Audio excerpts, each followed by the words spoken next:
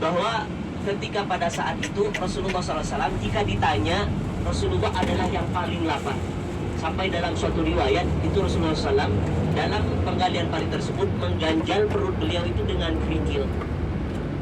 Kalau ditanya tentang lapar, ya Rasulullah adalah yang paling lapar. Namun Rasulullah SAW juga tinggal diam, dan kemudian beliau mengambil langkah seperti itu, yang mana Abdullah bin Zubair mengundang para sahabat ratusan itu.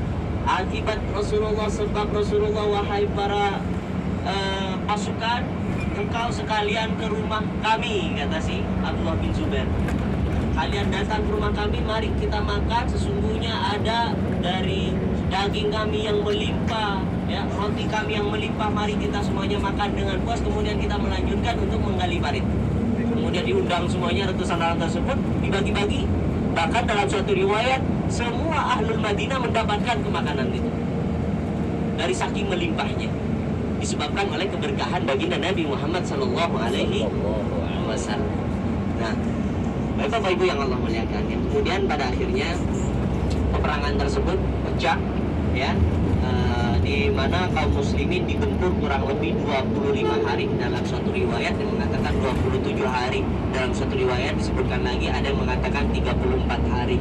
Itu semuanya perbedaan pendapat para ulama, merupakan khilaf daripada para ulama, yang kemudian intinya pasukan yang menggempur atau mengepung Rasulullah SAW, yang mana pada akhirnya kemudian para sahabat ini merasa kayak semacam kena mental gitulah ya, kayak semacam down mentalnya, karena dikepung berhari-hari, yang dimana semakin banyak bertambahnya pasukan kaum kafir Quraisy pada waktu itu. Para sahabat mengeluhkan kepada Rasulullah, Rasulullah ini bagaimana? Kita tidak bisa, kita tidak mampu untuk menyerang mereka secara terang-terangan, secara face to face lah istilahnya.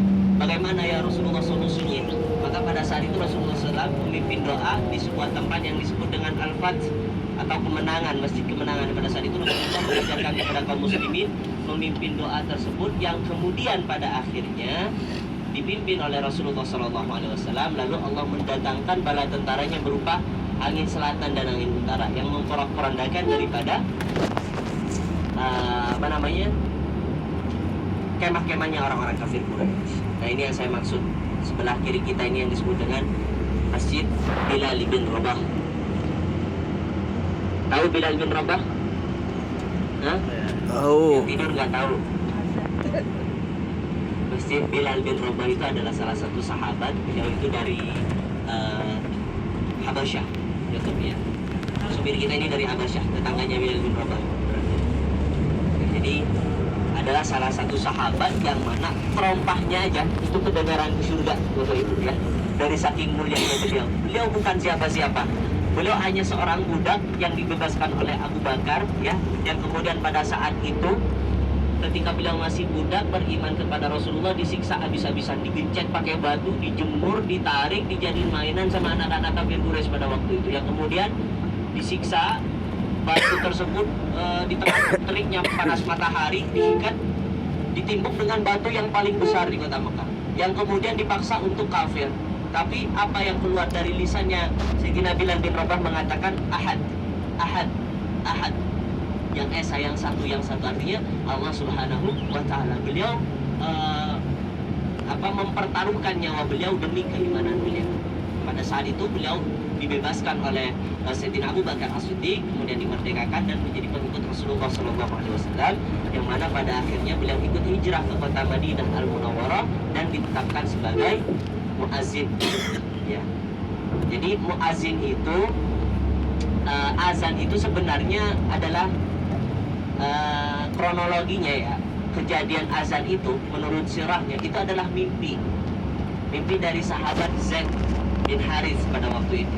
Jadi Zaid bin Haris ini, Bapak Ibu yang Allah muliakan, merupakan salah seorang sahabat yang mimpi azan, karena pada waktu itu panggilan sholat itu kaum muslimin pada kebingungan. Ada yang mengatakan, bagaimana kalau setiap waktu sholat kita bakar api? Rasulullah, jangan, itu nanti akan menyerupai orang Majusi. Ada yang mengatakan beginilah, gempur pakai istilahnya kalau di kita pakai terbang, apa itu namanya? bunyi-bunyian. Jangan nanti, pokoknya hal-hal yang menyerupai pada saat itu kebingungan-kebingungan. Akhirnya Sayyidina Zaid bin Haris pada waktu itu bermimpi. Di mimpinya itu terdapat azan. Azan beliau dari awal sampai akhir, Allahu Akbar sampai la ilaha illallah, asyhadu an la ilaha illallah, asyhadu anna Muhammadar Rasulullah, ya Rasulullah ila akhirih. Kemudian langsung menceritakannya kepada Rasulullah Sallallahu Alaihi Wasallam. Nah, Rasulullah Sallallahu Alaihi Wasallam mengatakan, ya Rasulullah, saya bermimpi, mimpinya begini ya Rasulullah. Biasanya kalau tanda azan begini. Nah, jadi dalam mimpi itu saya diberi petunjuk bahwa kalau untuk manggil sholat caranya begini. Akhirnya beliau tulis, kemudian dibacakan oleh Sayyidina Ali, ditulis oleh Sayyidina Ali, dibacakan oleh Sayyidina Ali. Oh ya, setuju. Rasulullah ternyata setuju. Nah, maka mengatakan kepada Rasulullah, adini Bilal, fa'anta aqim. Ya, kalau begitu Bilal aja yang jadi tukang azan, kamu jadi tukang iqamatnya. Ya, artinya Rasulullah SAW ingin menjaga perasaan. Ya kan, kalau di kita sekarang, lah kan aku yang mimpi, kenapa Bilal yang azan, kan begitu. Maka Rasulullah memberikan jalan keluar, ya, Bilal sebagai muazzinnya dan anta aqim, kamu sebagai orang yang akan iqamat, untuk mengumandangkan iqamat. Nah, pada saat itu azan tersebut diresmikan kepada Sayyidina Bilal bin Rabah. Maka kalau kita kenal Bilal di masjid-masjid itu ya dinisbahkan kepada Sayyidina Bilal bin Rabah. Beliau Masya Allah masuk surga dengan berbagai banyak amal-amal beliau yang menjadi bukti atau menjadi bekal beliau untuk menghadap Allah Subhanahu wa Ta'ala. Baik Bapak Ibu yang Allah muliakan, selanjutnya kita menuju ke Kuba, ya.